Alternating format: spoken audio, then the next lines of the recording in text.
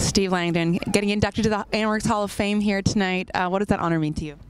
Well, it's very surprising, but obviously very touching, and I'm very honored to be part of this long-standing organization. It's beyond words, actually. So take me through the phone call. I guess, did Jody Gage give you a call, and then what? Well, actually, Jody and Warren Kosel called me up and says, we got to go to lunch and talk about some alumni stuff, and they just slid it in at lunch. It was, I said, come on, you're kidding, right? That was more of the conversation from that standpoint. So we're standing here at the Blue Cross Arena, a place that you've spent a lot of time. What is one of the biggest memories that stands out being back here?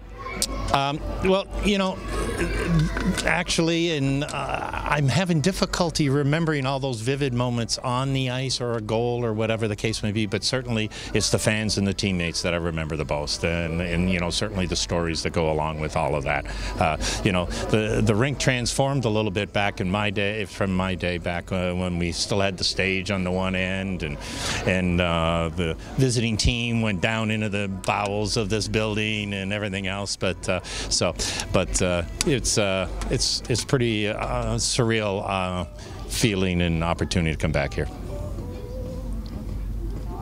Go over the Bobby Orr story again. So spring 1975, we started our playoffs home here against Nova Scotia on a given night. I can't remember, we played the game. The next day, practice, Dick Matusi, the coach, comes up to me and says, you got to go see Nate Agnello, our trainer, after the game. Got to pack your bag. And I'm thinking, well, you know, I'm the third line, fourth line kind of player here. What does he mean, pack the bag? Where am I going? He said, Boston is playing in Buffalo tonight. They need an extra player. You got to go. So anyway, so I ended up traveling down the thruway in a brutal snowstorm. We left 2:30 in the afternoon. Took me 4 hours to get to Buffalo in the odd. Anyway, so I get down there and into the Bruin locker room, and we wear red, white, and blue. Obviously, the blue pants and gloves. So you have to get. Now I got to get all into Bruin gear. So what happens is, they hand me a pair of pants, and on the back of the pants is written a number 4. And the name is Orr. Now, I ended up wearing a spare pair of Bobby Orr's pants. But you can imagine, for the first game, unannounced, and had no dream that I was ever going to get this call up, and going in to play your first game, and you got to wear Bobby Orr's spare pants. Come on, are you kidding me? But anyways, it was obviously one of those memorable moments. But those are the kind of stories. I really can't remember everything that happened on the ice, but I do remember that part of the story. Did you play that night? Yes. Yes. Skated like the wind. I mean, well, yeah, exactly. So never skated better in my life.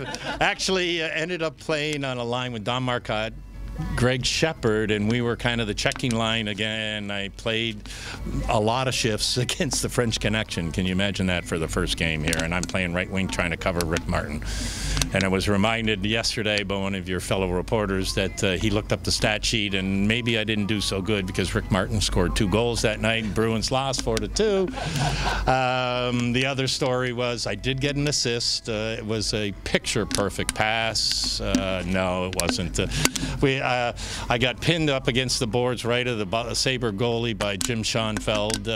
Puck was in my feet. I kicked it behind the net over to my left winger, Don Marcotte. He was behind the goal line, tries to center it, hits, I believe, Don Edwards, the goalie for the Sabre, in the back of the leg, and goes into the net from behind the goal. It wasn't one of those classic plays, but anyways.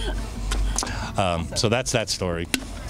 And why? I mean, this has been home for 40-some years? Going on 45 now. 45? 45 years. Obviously, I met my wife here, and after playing here for 5 years, and fans, and just the contacts. And if you think about it, back in the mid-'70s, the franchise was saved by a group of local Rochester businessmen, Bob Clark, Don Clark, Dick Altier.